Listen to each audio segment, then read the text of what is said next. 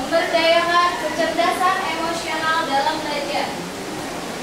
Nah, tujuan dari topik ini diberikan kepada kalian adalah supaya kalian menambah wawasan, terus kalian juga bisa mampu berprestasi. Setelah kalian sudah tahu wawasannya tentang kecerdasan emosional, maka kalian akan melakukannya dalam hal belajar. Ngerti? Sebelumnya nih, siapa yang sudah tahu pengertian dari kecerdasan emosional itu apa? Belum ada yang tahu? Lu semuanya? Masa sih? Kalau kecerdasan intelijensi sudah tahu? Belum tahu juga. Oke, sekarang ibu jelaskan dulu ya. Sebelum masuk ke kecerdasan emosional, ibu akan jelaskan dulu tentang faktor yang menentukan keberhasilan individu. Itu ada dua faktor. Yang pertama adalah faktor kecerdasan intelektual. Oh iya. Apa? IQ. Nah, siapa tahu arti IQ itu apa? Ya, itu bukan pengertian, tapi itu hanya kepanjangan saja ya. Nah, kecerdasan intelektual berarti di mana kalian mampu mengatasi intelektual kalian. Jadi semacam hal dalam menghitung, menganalisa itu termasuk ke dalam kecerdasan intelektual. Nah, di sini faktor yang menentukan keberhasilan. Tapi ternyata faktor dari IQ itu hanya sebesar 20%. Siapa yang merasa cerdas ke sini? Tapi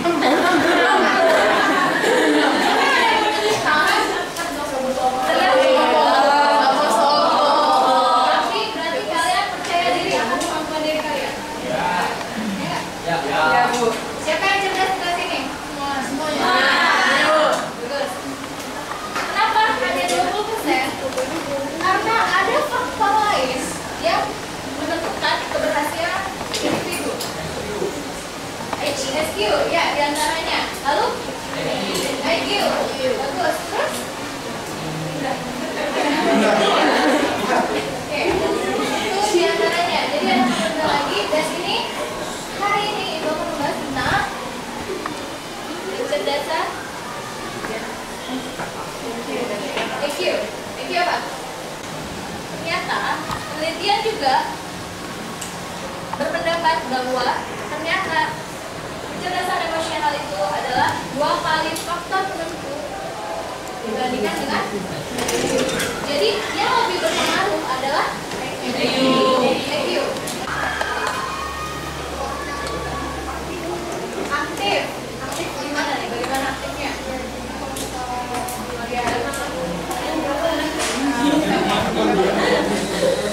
Yang lainnya tenang ya. Lasa lagi mengungkapkan pendapatnya. Coba diulangi. Itu hanya aktif kalau misalnya dari 1 tahun itu mengalami pendapat. Ya, aktif di suatu forum. Tuh. Ada lagi? Senyum ngerti atau senyum apa nih?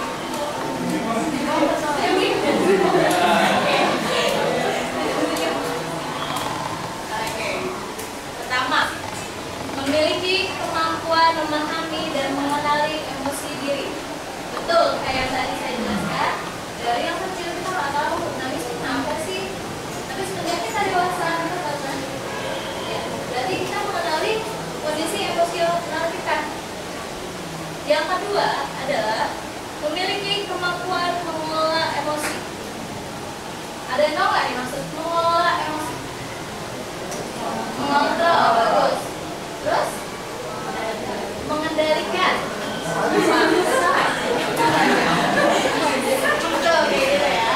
Mengontrol. Jadi kita lagi marah nih. Tapi mungkin nggak sih kita marah punya kemarahan dan itu punya masalah pribadi. Tapi kita tidak perlu marah sama dia. Itu bagus.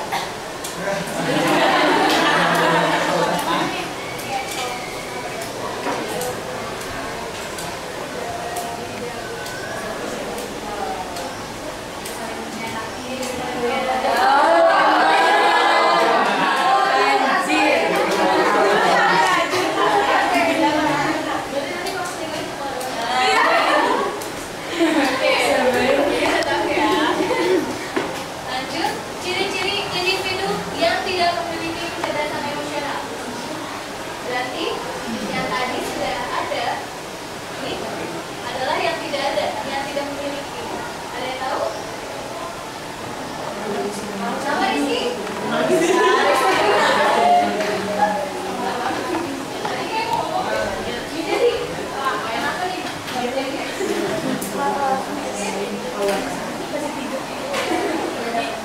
tahu yang lainnya? Kamu tidak dapat kendalikan emosi. Lalu yang lain? Tidak berempati.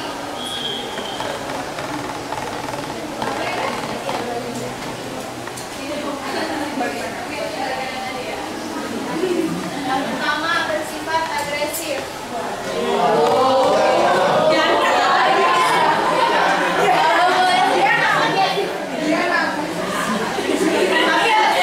Jangan dikaitkan dengan hal kayak gitu ya. Pasti bicara kayak gitu.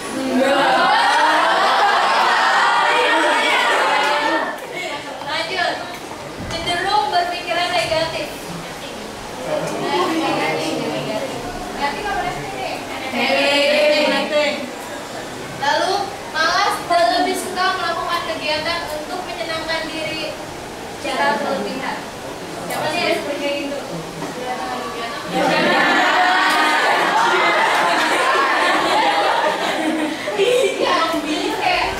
gimana ya? Kita harus belajar. Tapi kita punya kegiatan di luar rumah. Biasanya kalian kepentingan yang mana?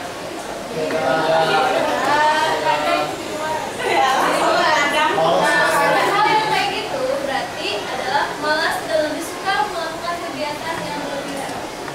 Kalau misalnya kegiatan itu nggak untuk menyenangkan dia, tapi emang itu kewajibannya gimana? Itu kewajiban, berarti dia bagus asal bisa mengontrol waktu, mengolah waktu, manajemen waktu. Mana hal yang lebih dibutuhkan dan lebih diprioritaskan? Lanjut. Tidak mampu menentukan tujuan. Siapa yang belum tahu nih tujuan kalian nanti ke depannya apa? Mau masuk apa nih? Perguruan tinggi apa? Siapa yang belum tahu? Siapa? Nah, yang belum tahu kemungkinan belum memiliki atau belum mengembangkan kecerdasan emosional ini. Yang nanti selanjutnya lebih mementingkan diri sendiri dan egois. Misalnya, ada yang bisa kasih contoh? Ayo, siapa yang kasih contoh? Egois, lebih mementingkan diri sendiri. Kalau dalam hal kaitannya dengan belajar apa?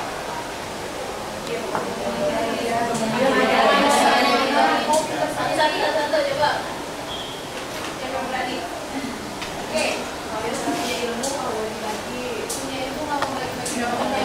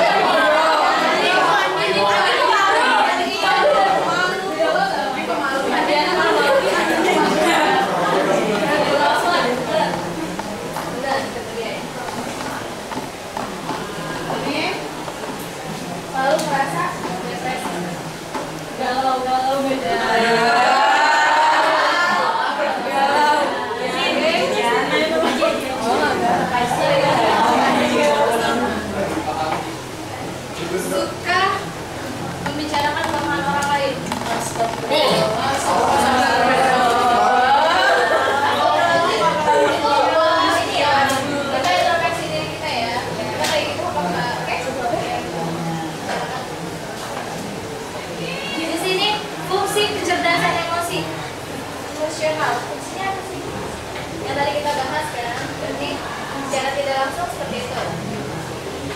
Lanjut aja. Yang pertama, bekerja lebih baik daripada yang lainnya. Kalau kita bisa mengontrol emosi, logikanya gimana? Ayo, sorry. Ya. Apa?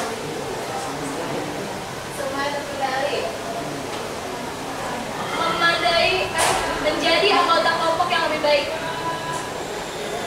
Di sini mata pelajarannya pasti ada tugas kelompok kan? Iya. Tapi kalau kita tahu kecerdasan emosional kita, saat kita lagi bete, tapi kita punya tanggung jawab. Nah, profesional betul. Mana aja ya? Yang ketiga, merasa percaya diri dan diberdayakan untuk mencapai tujuan. Wah, kenapa nih? Terus, menangani masalah dengan lebih efektif. Kalau kita tahu, kita tuh lagi kenapa sih? Pasti otomatis kita akan menangani masalah kita. Memberi pelayanan yang lebih baik. Pelayanan ini maksudnya apa? Andin? Pelayanan lebih ke perlakuan kita ke orang lain sih. Betul, betul sekali. Kayak gitu. Lanjut, berkomunikasi dengan lebih baik. Tahu nggak maksudnya? Apa Erni? Erni tadi ngomong soalnya.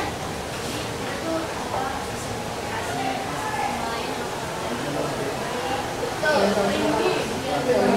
Tidak sopan, kita sopan. Tergantung tempat kita. Jadi kita tuh berkomunikasi sama orang tergantung di tempat kita dan kehadiran itu misalnya formal atau non formalnya gitu. Berarti dia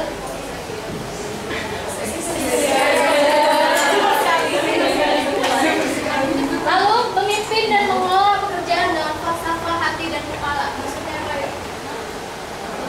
Dengan perasaan dan pikiran. Logika dan perasaan. Iya. Sekarang gini, kita lagi buru-buru, temen kita nabrak, jatuh. Ya tolong. Gimana? Enggak, maksudnya kita yang ditabrak gitu. Oh, iya dia. Iya, di jalan nih, asik jalan. Terus tiba-tiba lari, jatuh gitu. Diliatin sama teman-teman seluruh SMA. Kita mau dong. Betul kan? Tapi sikap kita tuh harus bagaimana?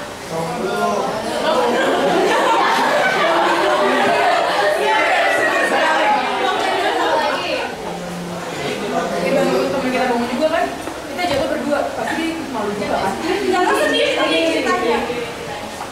Bangun, harusnya nanya lo ngapain nabrak gue? Jangan yang kayak gini nih.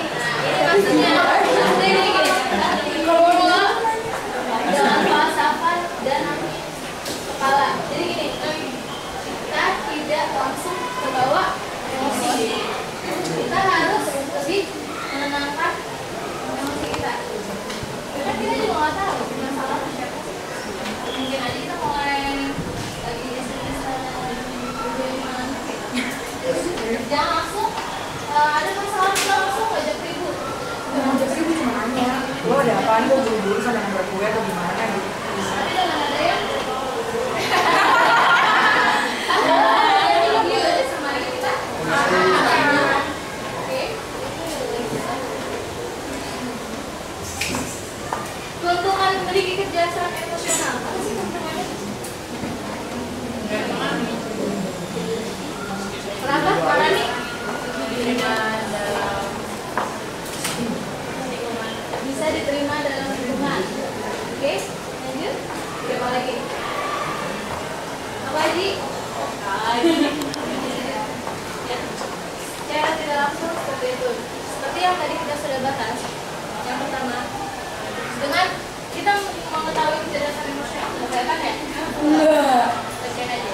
Dengan kita mengetahui kecerdasan emosional, kita akan terhindar oleh hal-hal yang negatif. Kita tidak akan terjerumus ke dalam hal-hal yang negatif. Kalau kita tahu, kayak kita lagi ada masalah banget. Biasanya remaja itu kalau lagi ada problem, dia akan terus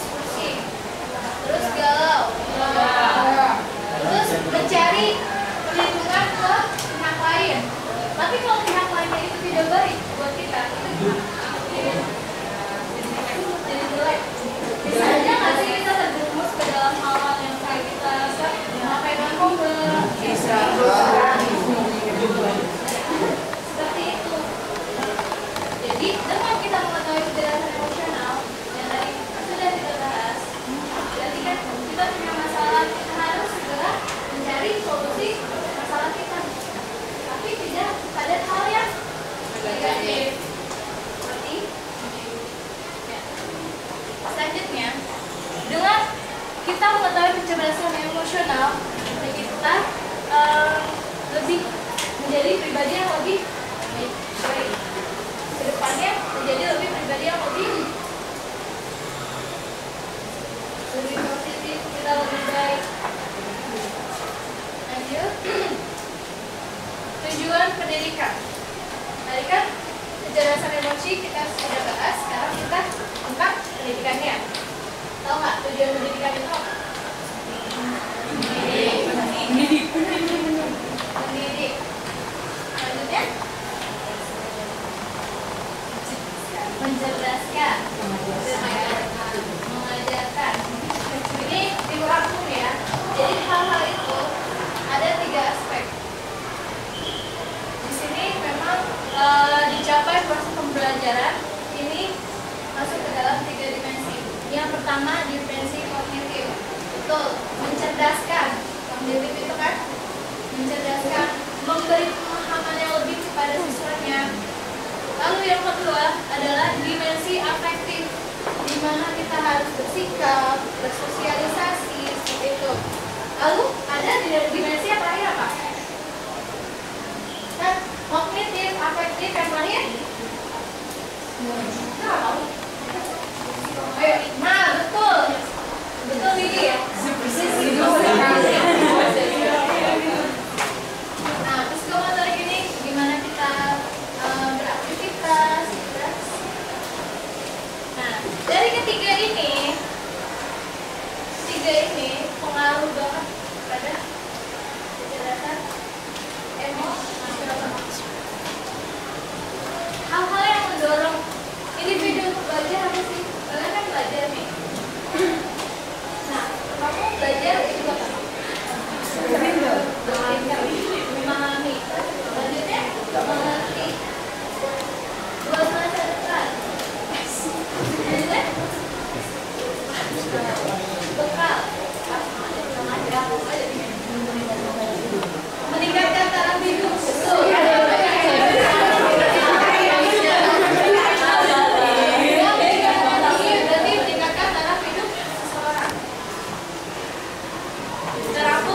Adanya sifat ingin tahu dan memiliki dunia yang amat luas.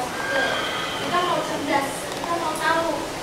Ini tuh ilmu buat apa sih? Kita masih orang kepo. Tapi itu sudah menjadi kebutuhan kita.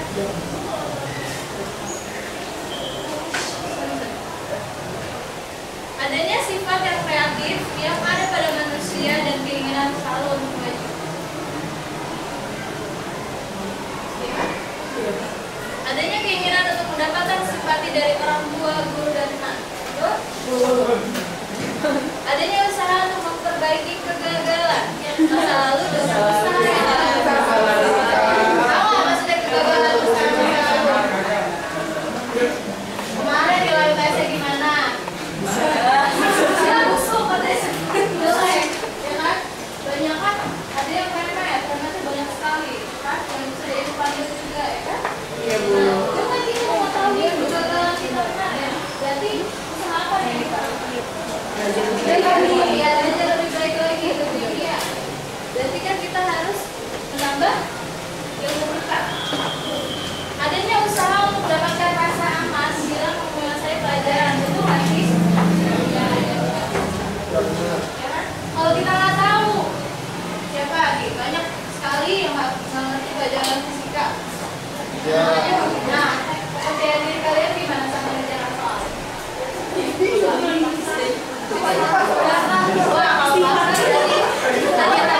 Berarti namanya tidak memotivasi diri sendiri. Ya. Adanya ganjaran atau hukuman sebagai konsekuensi dari belajar. Ada nggak nih yang nilai buruk terus dimarahin sama orang tuanya? Ya kayak gitu ya. Ini yang menjadi pertanyaan. Lalu apa hubungan sih kecerdasan emosional dalam belajar? Tadi kita sudah bahas tentang kecerdasan emosional. Lalu kita sudah bahas tadi kita belajar belajar pendidikan juga. Nah, apa nih hubungannya? Ayo coba bikin hubungannya apa? Motivasi diri, menjadi lebih baik. Sekolahnya di mana? Bagus nilainya. Lalu percaya diri, terus bisa mengontrol diri. Lalu kaitannya dalam belajar. Apa? Kaitannya dalam belajar.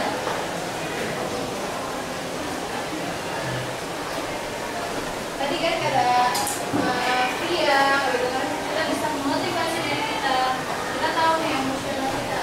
Kan? Sekarang coba dianalisis. Kita lagi ada masalah konflik dengan teman kelas. Lalu kita harus, oh ada nih, kayak kenapa ya? Lalu kita harus satu kelompok dengan teman tersebut. Itu gimana? Apa? Profesional. Berarti kita bisa mengatur emosi kita. Terus bedakan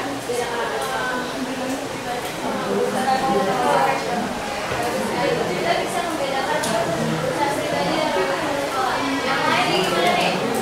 Kayak di belakang pada diem aja. Tessa, gimana Tessa?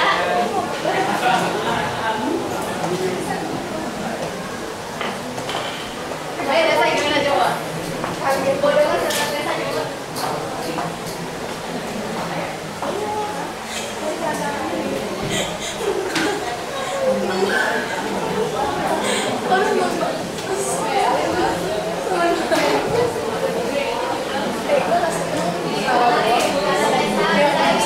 Kita ada masalah di rumah, tapi kita harus belajar. Nah, itu gimana? Belajar di rumah, tapi harus belajar. Jadi kita tetap harus belajar. Walaupun kita ada masalah, tapi kita harus menunaikan kewajiban. Kalian belajar kewajibannya apa? Belajar kewajibannya belajar. Seperti itu. Ada lagi yang lain? Pacar kebiasaan emosional itu kan juga menyangkut hubungan baik kita dengan seseorang. Itu biasa, itu bisa juga kayak misalnya hubungan kita sama seorang guru. Kalau kita udah punya masalah sama seorang guru, biasanya pas pelajaran dia kita malas-malasan lah, cabut-cabutan, nggak ngedengerin atau cuma perhatiin tapi pikiran kita kemana-mana. Nah, itu sebenarnya lebih kayak cara kita ngasihin diri kita aja sih. Kalau misalnya kita punya masalah sama dia, mau kita selesaiin boleh, atau kalau kita nggak mau selesaiin juga paling nggak kita perhatiin gitu pelajarannya dia supaya kita nggak punya belajar. Sekarang gini, berikan lagi ceritanya nanti diberikan. Coba gimana sih perasaan semuanya kalau misalnya tiba-tiba nih kalian masa depannya adalah seorang guru, kalian tidak disukai dengan muridnya, Sedih. perasaannya gimana? Sedih. Tiba-tiba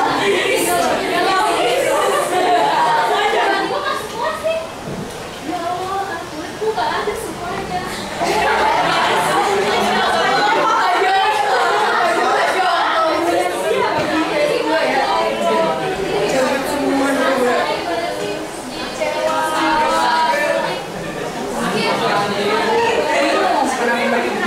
Nah, bingung kenapa mereka benci sama kita. Berarti kalau itu kalian sudah bisa ya melihat dari sisi orang lain.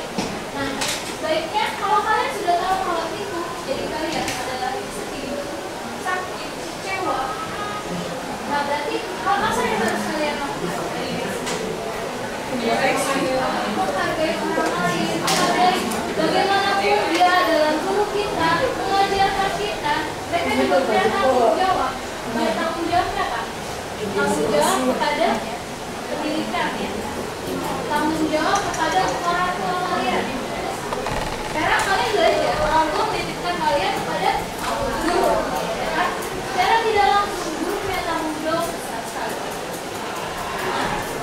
Siapa yang merasa punya masalah dengan gurunya, sebaiknya tolong segera diatasi. Bagaimana caranya? Mungkin datang ke gurunya, baik-baik ngomong, Pak, saya nggak suka Bapak cara mengajar seperti ini. Gimana?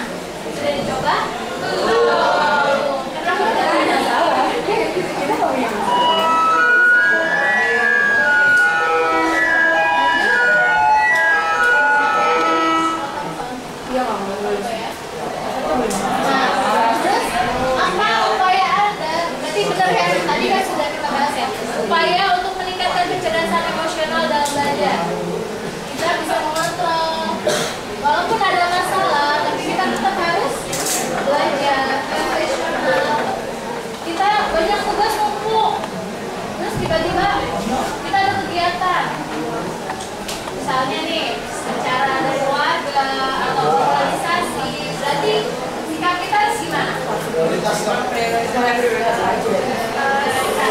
Apa dulu yang ditentukan? Iya lah. Kalau hal itu memang diwajibkan. Berarti upayanya adalah mengatur waktu, manajemen waktu. Oke, pintar sekali. Nanti sudah tahu ya semuanya ya. Nah, sebelum ibu menutup kegiatan hari ini sudah pesan buat kalian. Anda yang menentukan kesan di masa depan. Berarti bangkit dan berusaha mencapai masa depan yang siapa yang mau sukses di kelas ini? Siapa yang mau bahagia masa depannya? Siapa yang mau taruh hidupnya lebih baik? Berarti sama-sama ya. Hari ini kita berjanji kita harus semangat dalam belajar. Saya ngomong ya, sama-sama ya. Hari ini saya berjanji saya akan semangat dalam belajar. 1, 2, 3. Hari ini saya berjanji saya akan semangat dalam belajar. Ini janji kalian berarti kalian sendiri yang bertanggung jawab. Berarti sama-sama ya tujuan dari tadi yang tadi udah tahu wawasannya tentang kecerdasan emosional? Sudah bisa mau meningkatkan prestasi? Insya Allah ya. Oke, mudah-mudahan nanti di sini kelas 11 IPA 3 5 tahun kemudian ibu-ibu kalian lulusan dari Uni. Amin. Oke.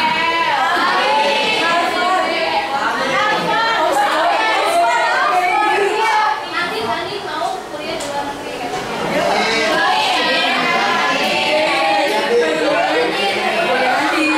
Sebelum kegiatan ini ditutup, ibu mau mengucapkan terima kasih pada kalian.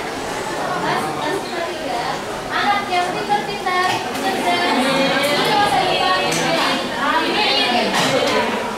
Assalamualaikum warahmatullahi wabarakatuh.